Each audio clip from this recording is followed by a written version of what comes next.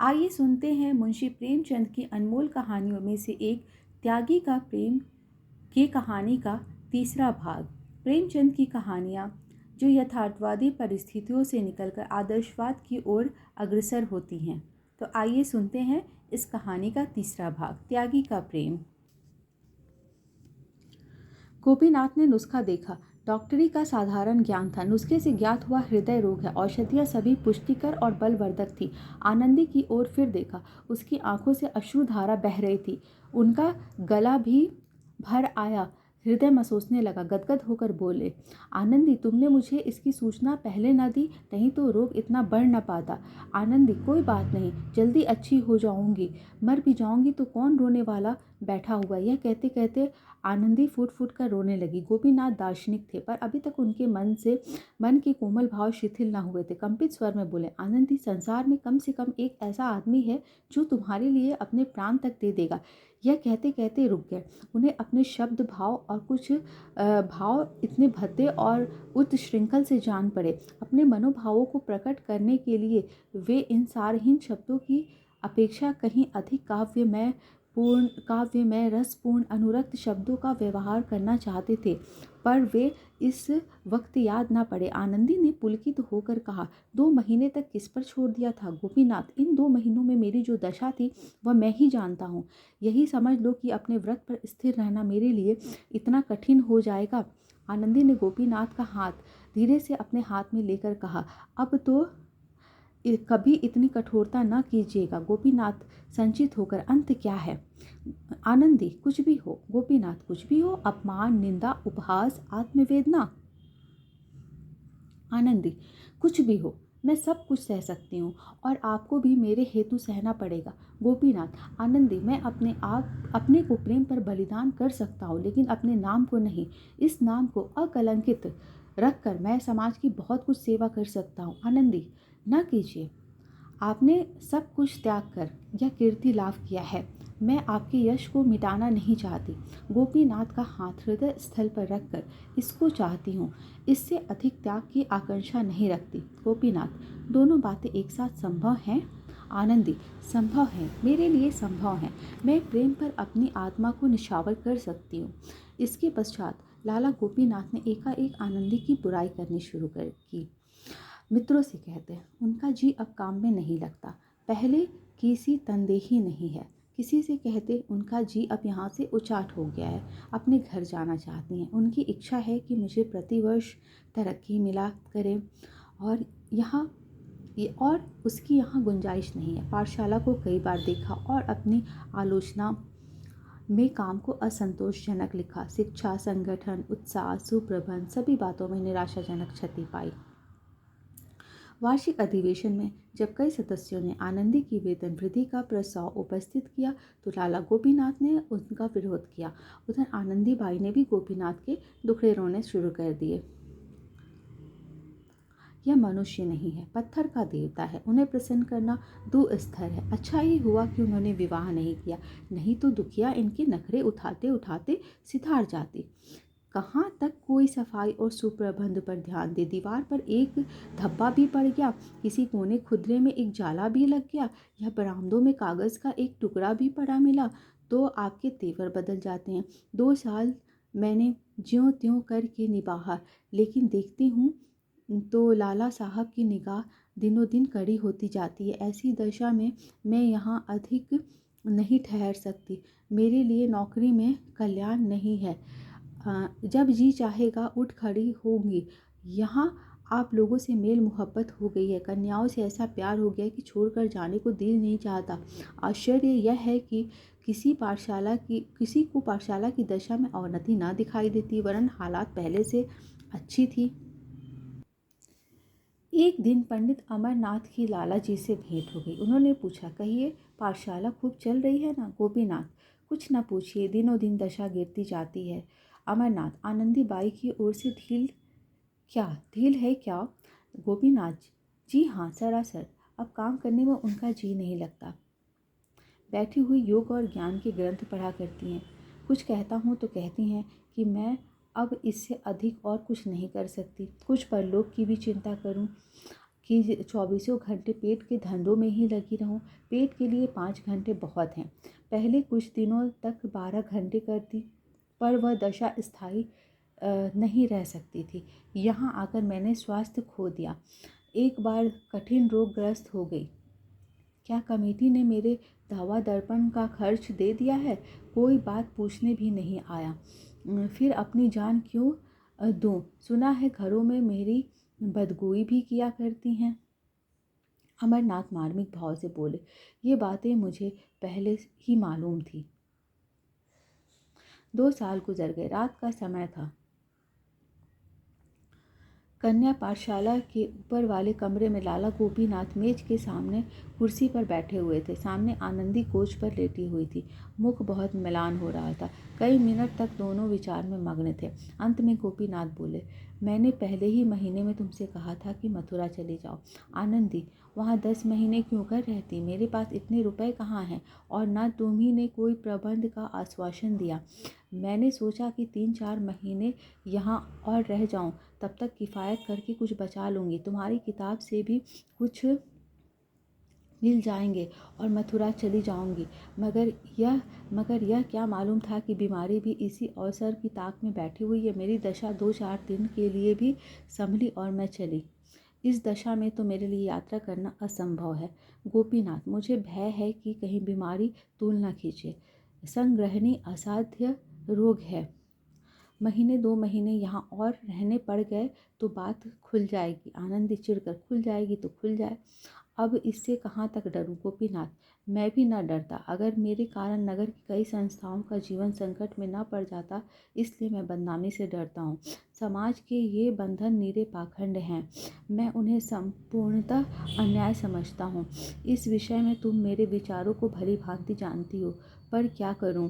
दुर्भाग्यवश मैंने जाति सेवा का भार अपने ऊपर ले लिया है और उसी का फल है कि आज मुझे अपने माने हुए सिद्धांतों को तोड़ना पड़ रहा है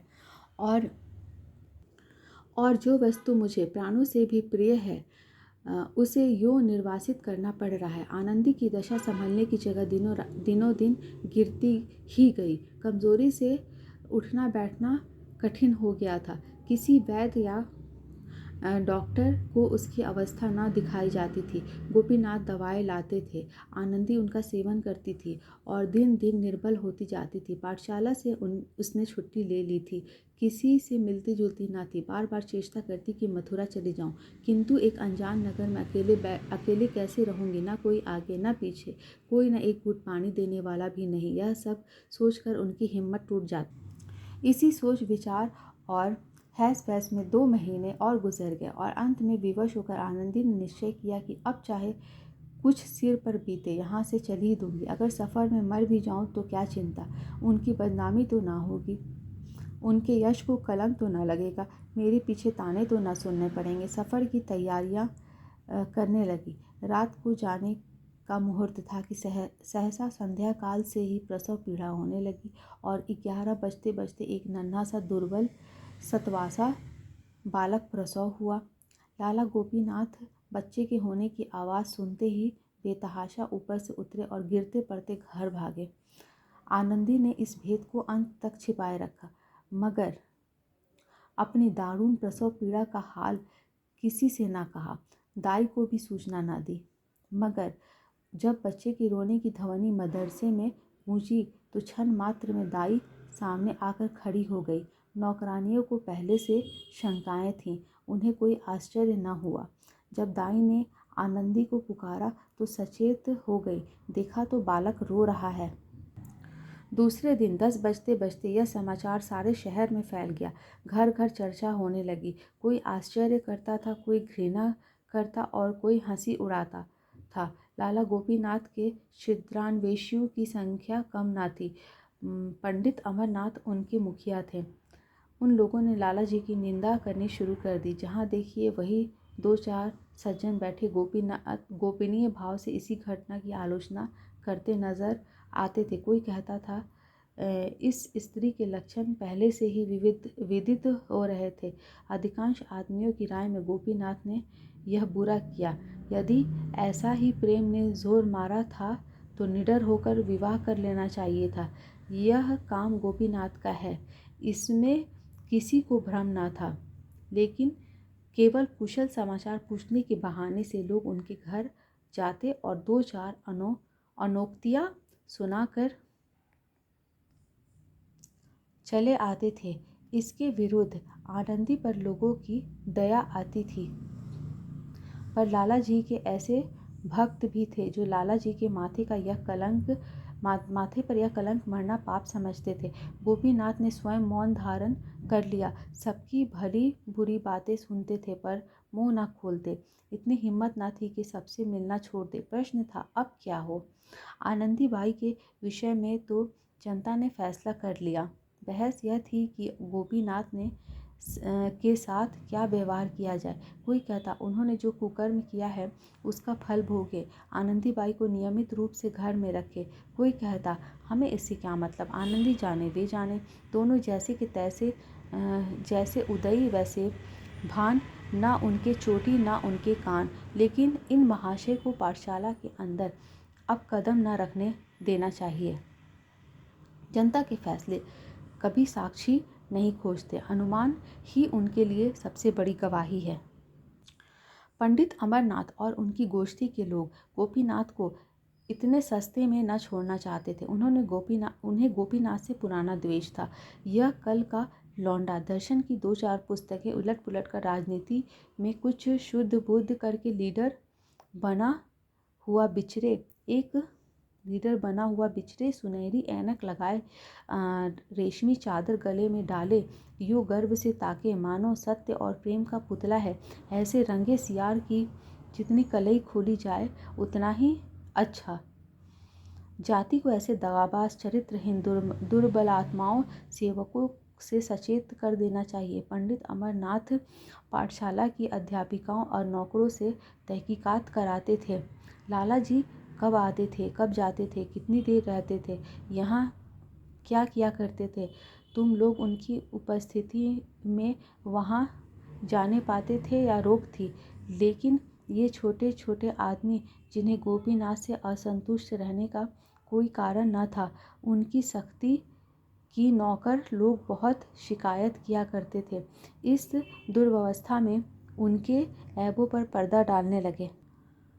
अमरनाथ ने प्रलोभन दिया, डराया, धमकाया, पर किसी ने गोपीनाथ के विरुद्ध साक्षी न दी।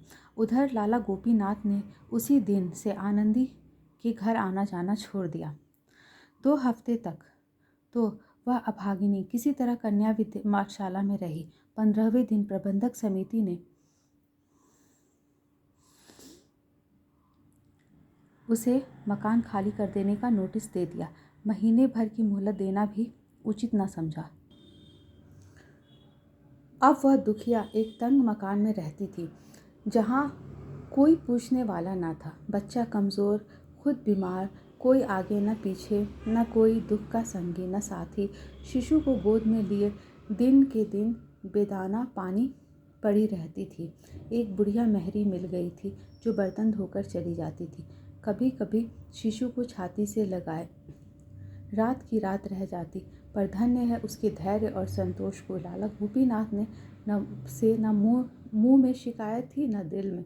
सोचती इन परिस्थितियों में उन्हें मुझसे विमुख ही रहना चाहिए, इसके अतिरिक्त और उपाय नहीं है। उनके बदनाम होने से नगर की कितनी बड़ी हानि होती।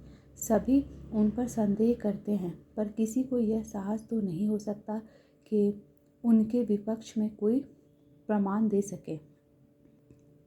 यह सोचते हुए उसने स्वामी अभेदानंद की एक पुस्तक उठाई और उसके एक अध्याय का अनुवाद करने लगी।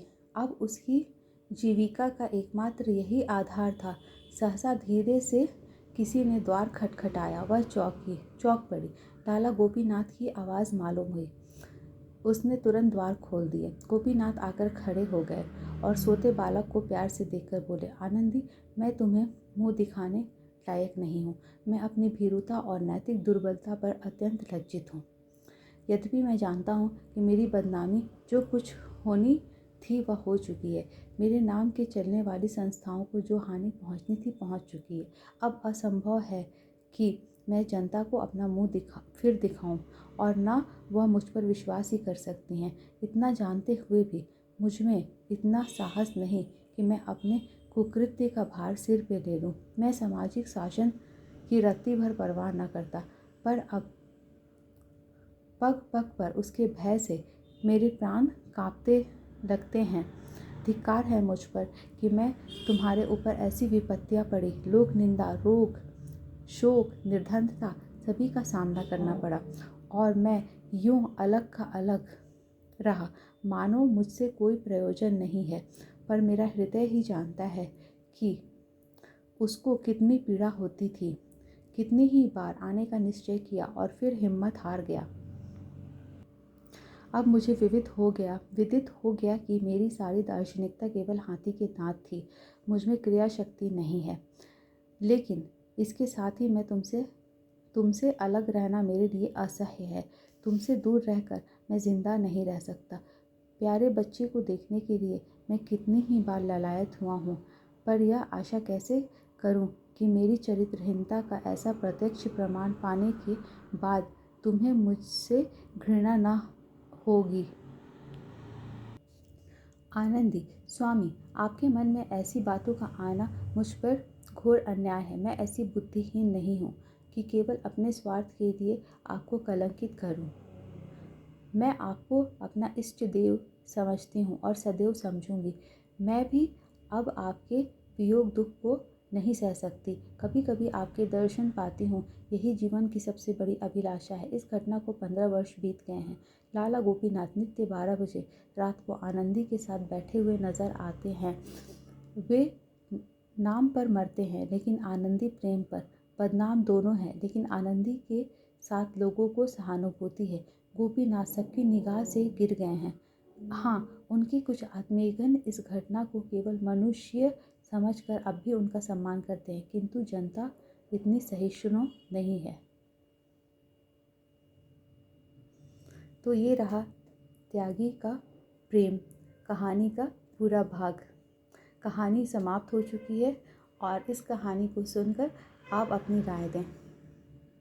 क्या गोपीनाथ ने सही किया, क्या आनंदी ने सही किया? आप इस पे अपना कमेंट लिखें। धन्यवाद।